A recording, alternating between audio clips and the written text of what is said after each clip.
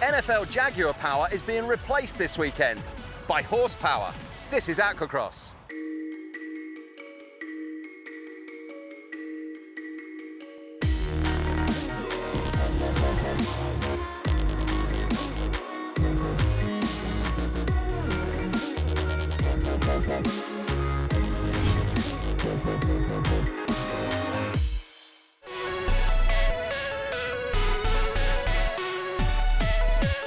Welcome to Jacksonville for round 2 of the 2015 AquaX Championship.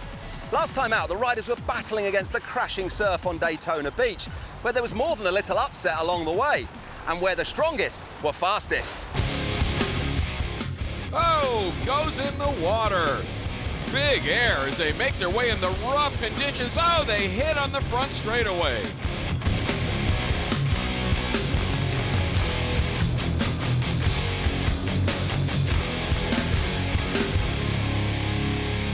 Little bit of showboating going on out in front of the crowd. Oh, his hatch comes open. That's going to cost him a position.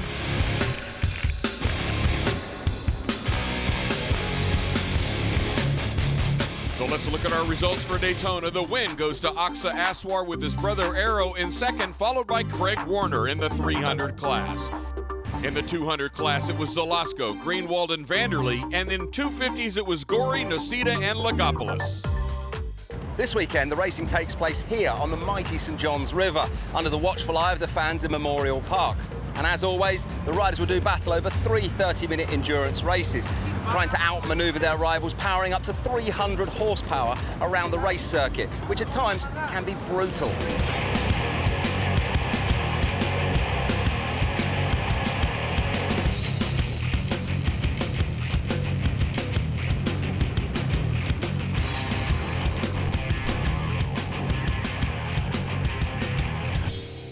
The riders are split into 3 separate classes based on the horsepower of their ski: 200, 250 and 300.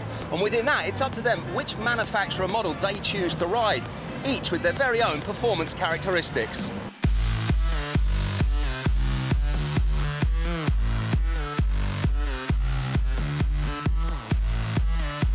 The larger boats tend to plow through the surf really well and stay hooked up and not get as much air.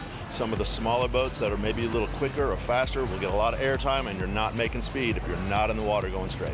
Boy, in Jacksonville, it's a rough call because sometimes it's very flat water like it is out there right now, but then it gets churned up by all the boats doing the racing themselves. So you can start out with a real precise handling fast boat, but in the middle of it, it may favor a larger boat that's going to plow through the chop and get you to where you want to go as fast as you can get there. We've seen a trend this last several years of going to larger, heavier boats with bigger Vs that can cut through the stuff, and some of the boats that were on top just a few years ago aren't doing as well as they used to do nowadays. There is a little bit of a formula of what works and what doesn't work. We've come to a nice steady place where the rider is very important in his body positioning. The weight might suit a certain rider a different way. Some riders might prefer a larger, wider boat. Some prefer a smaller, more nimble handling boat. You don't have to spend a bunch of money. You don't have to do a bunch of tuning. You don't have to do maintenance. You put your bike up on the trailer at night and you go to the bar or wherever you want to go and have fun, and then come back the next day and start it up and go racing again.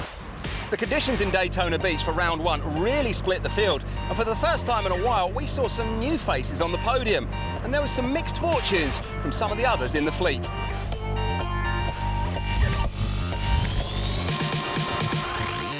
It's good to get out there, first time on a VXR. I did some practicing on them. Yamaha really hooked me up with the boats. I'm just new to the AquaX, so I don't really know a lot of the other riders, but the pace was good. I really like it. It's very organized, very good racing. I like the endurance portion, so endurance suits me well, and I like riding.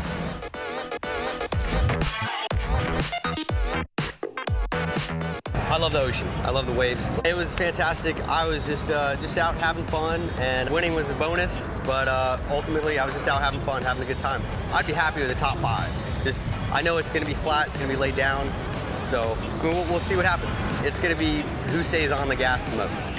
The list is huge. Anya, Paloma, Baldwin, Lagopoulos, a lot of fast people in 250 class. It was great with my brother. I train with him every day. I see him and now I can beat him. And Yeah, the first round it was rough. I love the rough water. It's the same as back home. So yeah, it's pretty good. It sticks the boats at once, so it's gonna be not that flat. It's just gotta go through the chops and stay safe and smart. Well, that's what the riders are thinking ahead of the first one on the weekend. So let's take a look at the course that they'll be taking on. The course in Jacksonville runs counterclockwise, 7 turns. They've got a long run up to turn 1, and they will run 30 minutes plus 1 lap. All right, well, it's time to go racing on the first one of the weekend. And don't forget, keep track of the different classes by looking at their race vests. It's red for 200s, black for 250s, and the 300s, those guys are in white. And the skis are lined up. We have a green flag. They are underway. Coming up hard on the inside with a great jump, Arrow Aswar. Picking up right where they left off from Daytona. The Aswar brothers dominated there, and he's way out front now as he makes his way towards turn 1, leading the pack. You can see the lineup of the 250 and the 200 class back behind them. As he picks that clean line around the turn. And here's our start in the 200 class and the 250 class. Right out of the gate, number 502, Brian Baldwin jumps to an early lead in the 250 class. As they all have to navigate around that one mark, you can see how tight they get. As we go on board with Rob Greenwald, he's currently in 2nd place in the 200 class. We go back to our leader, Brian Baldwin. Number 502 leading the 250 class. Tight quarters around turn 1. As we take a look at our leader, that is Rob Greenwald. He is out front in the 200 class. And look at this battle for the lead between Arrow and AquaX Aswar as they fight it out in the 300 class. The two brothers running 1 and 2. It looks like AquaX has just a slight margin, but Arrow is coming up hard on the inside.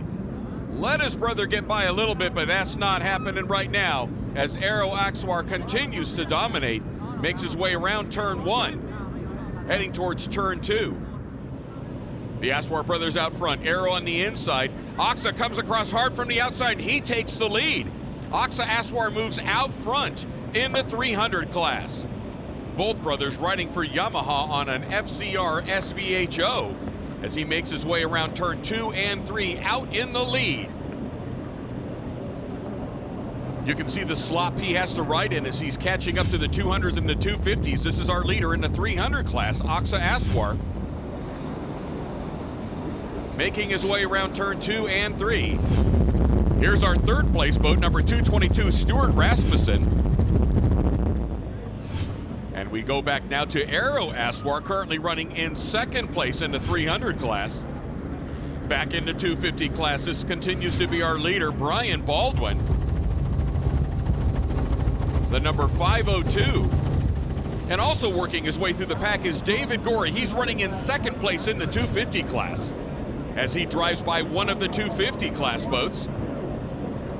Working his way past traffic as he drove by Diaz. You can see just how much work they really do on these skis. Here's Eric Lagopoulos, number 361, currently running in 3rd place in the 250 class. Now we see the number 999 of Travis Velasco. He's currently running in 1st place in the 200 class. Working that ski. Right on his tail in 3rd place is Vanderlee as the white flag is out. But here's our battle for the lead in the 300 class, Arrow and AquaX Aswar. AquaX has a little bit of a margin right now as he makes his way around. The checkered flag is out.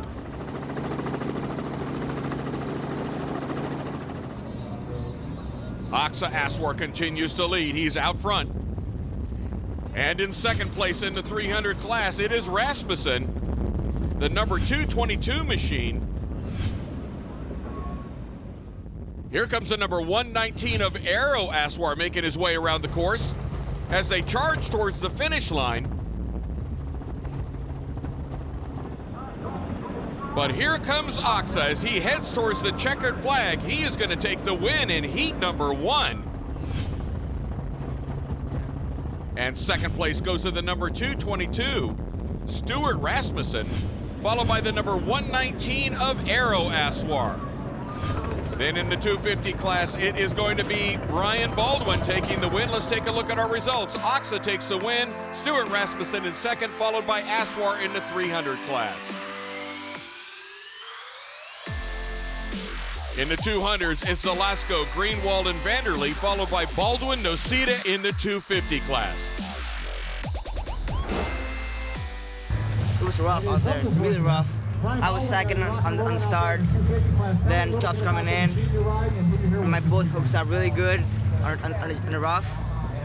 So I passed the first guy, and yeah, from that point, I just hold strong.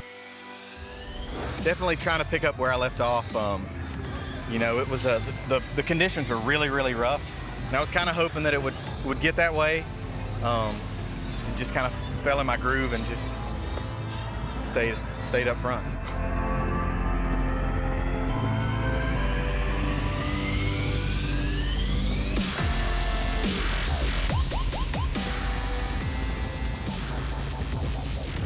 Well, that's it for day one here in Jacksonville. Great racing from Travis Zalesco, Brian Baldwin and AquaX Aswar.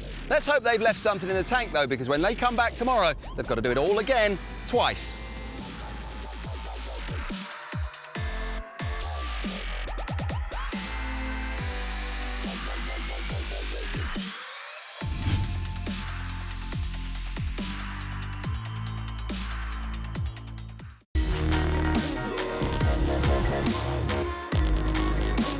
Welcome back to Jacksonville, where over 60 of the country's top jet ski racers are getting set to go once again. And with two 30-minute races on the schedule, they're going to have to ride smart to conserve energy if they want to hope to make that top step of the podium. And it's not just their ski that needs to be in the best of shape, but the riders themselves, well, they've got to be pretty fit too.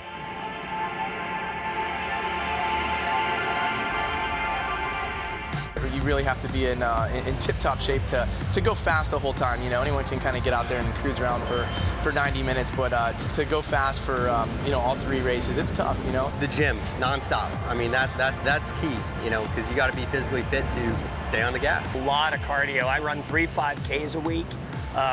Spend about another 6 to 8 hours on machines, you know, bicycle, etc., doing other cardio as well as doing my weight regime, and then play some other sports just for high levels of conditioning. I play hockey and stuff like that. Endurance all the time, running, cycling, and everything, just for endurance, that's it. Weights, jogging, I mean, all of it. these last couple of weeks, you know, in the gym and working out like crazy is going to help. I mean, I guarantee I'll be finishing these races, I won't even be out of breath. So to compete at the front in aquacross, fitness is key. But the great thing about the championship is that it's open to anyone. In fact, getting started out in racing is easier than you may think.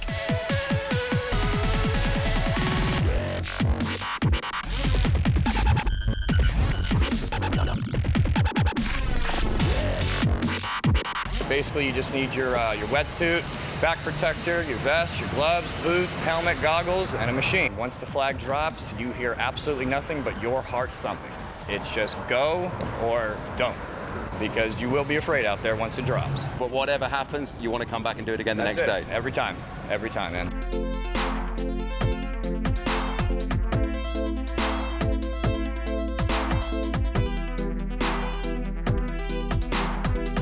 The AquaX Series is about bringing both recreational and experienced riders out to race together and really enjoy and experience the different venues that we have, and helping each other grow the sport. They literally just pulled their race boats off the showroom floor, and they're also mixing it up with racers that have been racing for many years, but it's an affordable, easy, fun way to go racing. And I think that the draw to this is that it's a level playing field, and no matter how long you've been racing, it's no fun when you can pull away from the pack. You really like that equalized racing. So we have guys out here that have been racing for 20 years or more that are able to mix it up with the guys that have been racing for 1 year, and it makes it fun for everybody. Well, it's absolutely scorching down here in the park, and the fans have flocked for the first one of the day. So let's head out to the start. Well, the boats are all milling, getting ready for their start. Heat number 2 here in Jacksonville, Florida. And they are lining up. We're about to get ready to go, and we have a green flag. They are on their way towards turn 1. Right through the rooster tail. Oh! Blaine Spooner gets all piled up. and he goes swimming, and that is going to cause a red flag, stop the race, so we can get things restarted.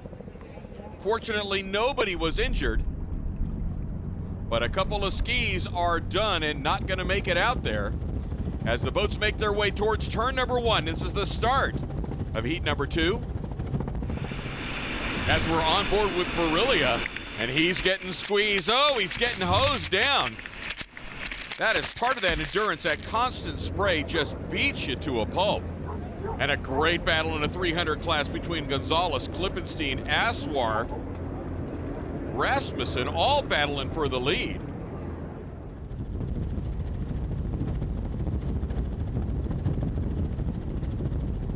And here's the number 77 boat. This is our leader, Jason Russo.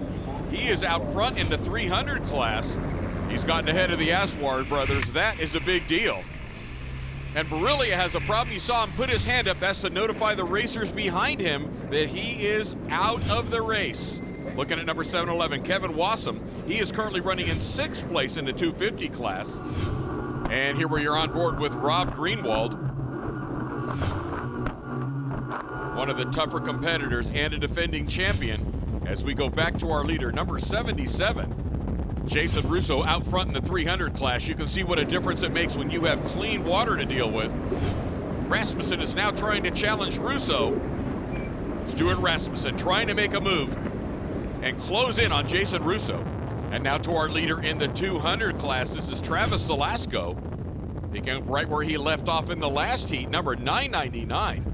On board a Yamaha VXR. You can see the shape of the course. They added a slight dog leg, an additional dog leg, as we look at Stuart Rasmussen, the number 222 boat.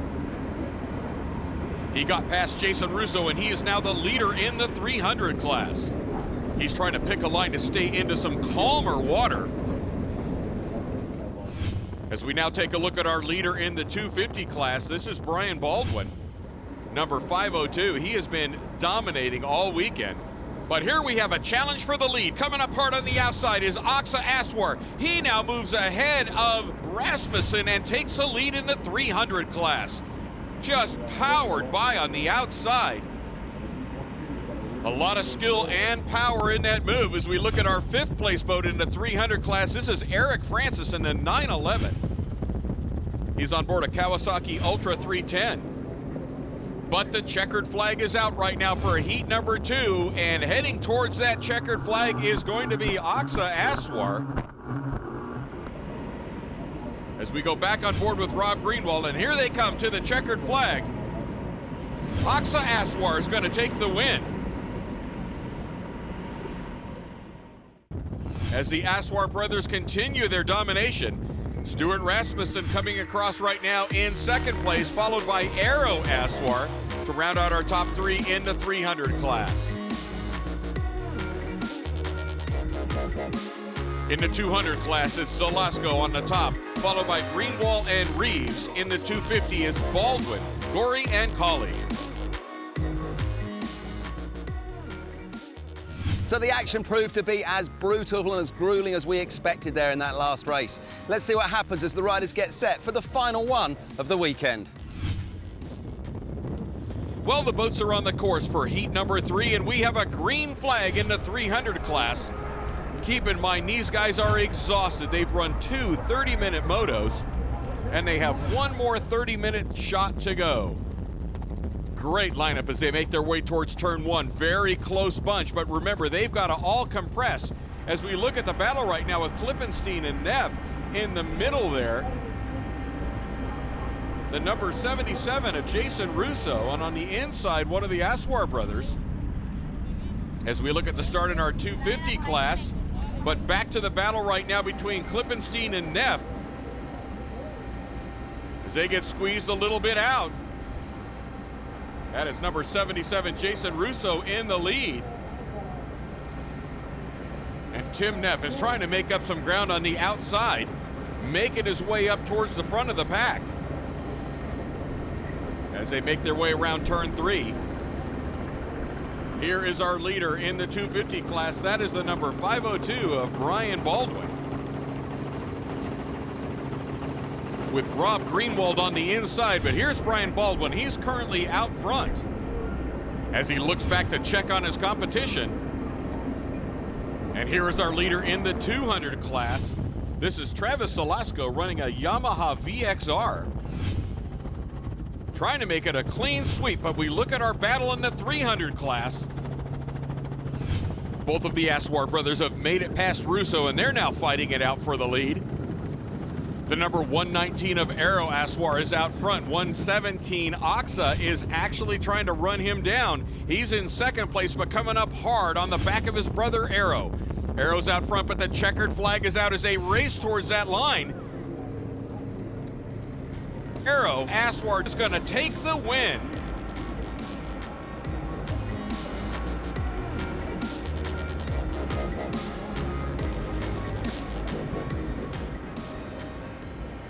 Let's take a look at the results for heat number 3 in the 300 class. Aero Aswar takes the win, followed by his brother Axa in second and Rasmussen in third. In the 200 class is Zalasko, Greenwald, and Saxon. In 250s is Baldwin, Nocita, and Lagopoulos.